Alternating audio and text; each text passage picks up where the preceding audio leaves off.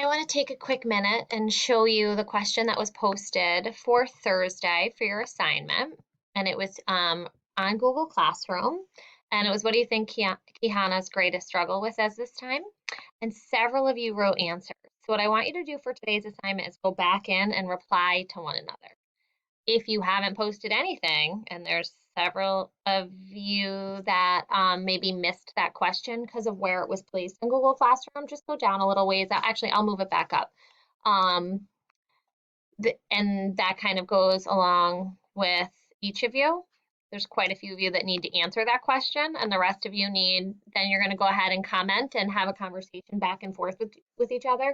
I'm not going to have you read more chapters today, which means if you are behind, your job is to get yourself caught up in your reading and then to reply to one another. I'm giving you guys a chance on this day to get yourself caught up on your writer's notebook, get yourself caught up on your reading, or your read aloud, and your responses.